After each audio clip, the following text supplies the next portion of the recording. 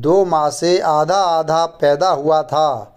पैदा होते ही दोनों भाग जुड़कर जोर जोर से रोने लगा जरासंध। महर्षि वेद व्यास द्वारा रचित महाभारत ग्रंथ में अनेक महारथी व बलशाली राजाओं का वर्णन है। ऐसा ही एक महारथी राजा था जरासंध। उसके जन्म व मृत्यु की कथा भी बहुत ही रोचक है। जरासंध मगध, वर्तमान में बिहार का राजा था। वह अन्य राजाओं को हराकर अपने पहाड़ी किले में बंदी बना लेता था। जरासंध बहुत ही क्रूर था। वह बंदी राजाओं का वध कर चक्रवर्ती राजा बनना चाहता था। भीम ने 13 दिन तक कुश्ती लड़ने के बाद जरासंध को पराजित कर उसका वध किया था। जरासंध मथुरा के राजा कंस का ससुर एवं परम मित्र था। उसकी दोनों पुत्रियों आशित व प्रापित का विवाह कंस से हुआ था। श्री कृष्ण से कंस वध का प्रतिशोध लेने के लिए उसने 17 बार मथुरा पर चढ़ाई की, लेकिन हर बार उसे असफल होना पड़ा। जरासंध के भय से अनेक राजा अपने राज्य छोड़कर भाग गए थे। शिशुपाल जरासंध का सेनापति था। जरासंध भगवान शंकर का परम भक्त था। उसने अपने पराक्रम से 86 राजाओं को बंदी बना लिया था।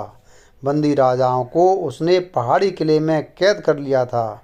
जरासंध 100 को बंदी बनाकर उनकी बलि देना चाहता था, जिससे कि वह चक्रवर्ती सम्राट बन सके।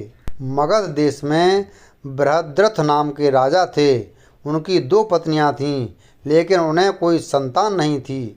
एक दिन संतान की चाह में राजा बृहद्रथ महात्मा चंड कौशिक के पास गए और सेवा कर उन्हें संतुष्ट किया।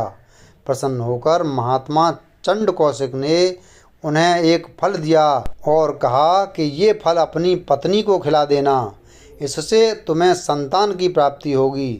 राजा बृहद्रथ की 2 पत्नियां थीं। राजा ने वह फल काटकर अपनी दोनों पत्नियों को खिला दिया। समय आने पर दोनों रानियों के गर्भ से शिशु के शरीर का एक एक टुकड़ा पैदा हुआ। रानियों ने घबराकर शिशु के दोनों जीवित टुकड़ों को बाहर फेंक दिया। उसी समय वहां से एक राक्षसी गुजरी। उसका नाम जरा था। जब उसने जीवित शिशु के 2 टुकड़ों को देखा तो अपनी माया से उन दोनों टुकड़ों को जोड़ दिया और वह शिशु एक हो गया। एक शरीर होते ही वह शिशु जोर जोर से रोने लगा। बालक की रोने की आवाज़ सुनकर दोनों रानियां बाहर निकलीं और उन्होंने उस बालक को गोद में ले लिया। राजा बृहद्रथ भी वहां आ गए और उन्होंने उस राक्षसी से उसका परिचय पूछा। राक्षसी ने राजा को सारी बात सच सच बता दी। राजा बहुत खुश हुए और उन्होंने उस बालक का नाम जरासंध रख दिया, क्योंकि उसे जरा नाम की राक्षसी ने संधित यानी जोड़ दिया था। जरासंध का वध करने के लिए भगवान श्री कृष्ण ने योजना बनाई। योजना के अनुसार श्री कृष्ण, भीम व अर्जुन ब्राह्मण का वेश बनाकर जरासंध के पास गए और उसे कुश्ती के लिए ललकारा। जरासंध समझ गया कि ये ब्राह्मण नहीं हैं। जरासंध के कहने पर श्री कृष्ण ने अपना वास्तविक परिचय दिया। जरासंध ने भीम से कुश्ती लड़ने का निश्चय किया। राजा जरासंध और भीम का युद्ध कार्तिक कृष्ण प्रतिपदा से 13 दिन तक लगातार चलता रहा।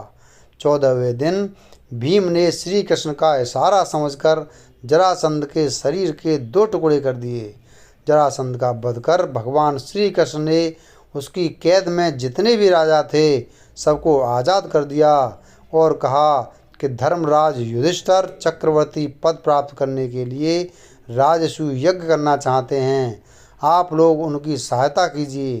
राजाओं ने श्री कृष्ण का यह प्रस्ताव स्वीकार कर लिया और धर्मराज युधिष्ठिर को अपना राजा मान लिया। भगवान श्री कृष्ण ने जरासंध के पुत्र सहदेव को अभयदान देकर मगध का राजा बना दिया। वीडियो अगर पसंद आया हो तो वीडियो को लाइक करें, चैनल को सब्सक्राइब करें और बेल आइकन प्रेस करें। धन्यवाद।